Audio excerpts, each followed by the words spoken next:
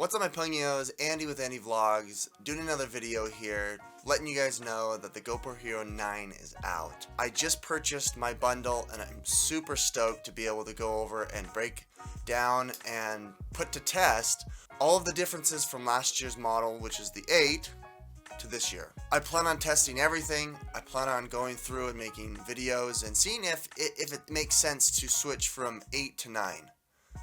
GoPro.com, they've got all of the cool different marketing materials. They've got this really cool teal on maroon look, and you've got yourself the GoPro HERO9 Black. It looks great. First and foremost, you can see all the rumors are true.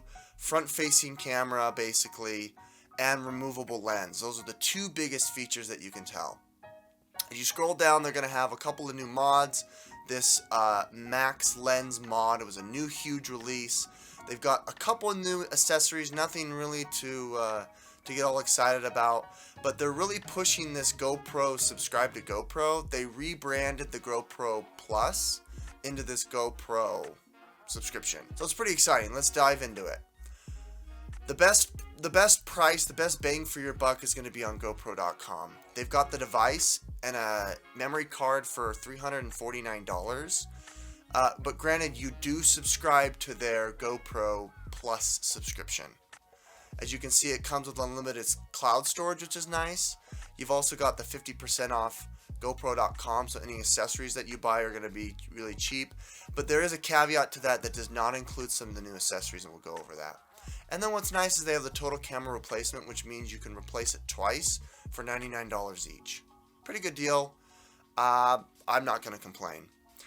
Here are some of the demonstrations right there off the bat as you scroll down. There's a new front display, 30% better battery life, which is also really interesting, detachable lens, and it's waterproof under 32 feet. They're also touting that you can shoot stunning 4K video. I don't really care about that. The best part about that, though, is going to be the 4K streaming or 4K video. 4K 60 cropped in a lot on the GoPro Hero 8. On this, hopefully because it's got 5K, it's not going to crop in as much. The pictures are supposed to be better as a 20 megapixel camera, but then again, I'm not really going to be taking photos. You won't be either. Let's talk about this Max Lens mod. Right now, it's not currently available. You can't order it. You have to put your email in order to get it.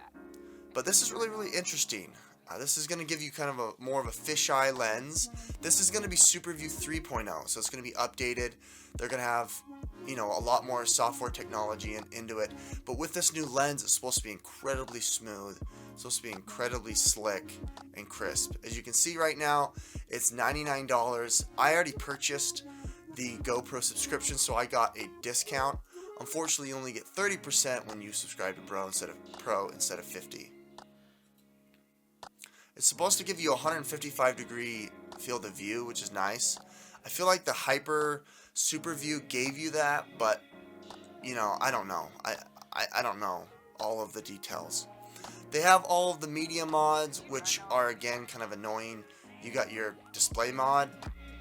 Why would you ever do that? You got your light mod and your media mod. This is going to give you a nicer directional mic plus an HDMI port. You can go through the HDMI port through the USB-C, but you have to have a little dongle. Alright, let's talk about Hypersmooth 3.0. This in-camera horizon leveling, which is really nice.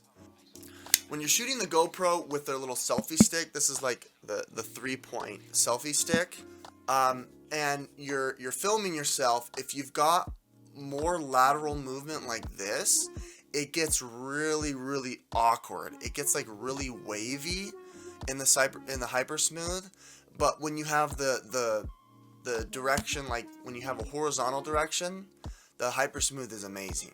So that's what the hardest part is. In this, the more stability for this Hypersmooth is supposed to give you horizon leveling, which is supposed to reduce significantly the amount of that waviness. And that's really exciting for especially those that are extreme sports. And then they've got like built-in 240 frames a second, which is really astonishing. 8K slow-mo. I've never really used slow-mo that slow, but you've got that feature. I'm pretty sure they're going to limit this to 1080p. I'd be surprised if it was 2.7 or even 4K. I mean, there's nothing out there 4K where you can get 240 frames a second unless you're on one of those red dragon whatevers. Time Warp 3.0's got a revamp. I don't really use time-lapse videos. I've never liked it. I really like to video the footage itself. That way, you know, when something happens within a long video, you're able to stop it and you're able to kind of showcase it. In this Time Warp, you know, it does the hyperlapse, the time lapse for you. I don't really know what 3.0 is going to include, but we're going to be testing it out for you. Hindsight is going to capture 30 seconds of footage before you even start recording, which is kind of interesting. It's kind of this whole live picture that iPhones use. So it should be able to capture moments even if you push the shutter too slow, which I think is pretty cool.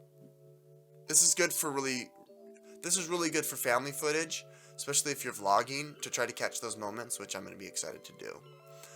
Live Burst, I never used Live Burst. I'm looking forward to using it.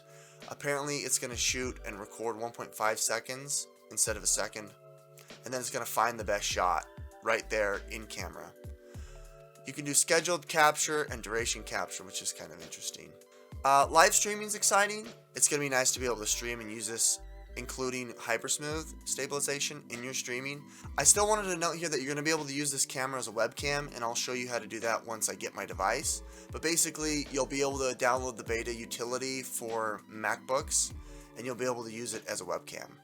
Alright, if you go ahead and click buy, this is what it's going to bring up here. It's going to show you that it's going to be normally $249.99, just like it was on bestbuy.com.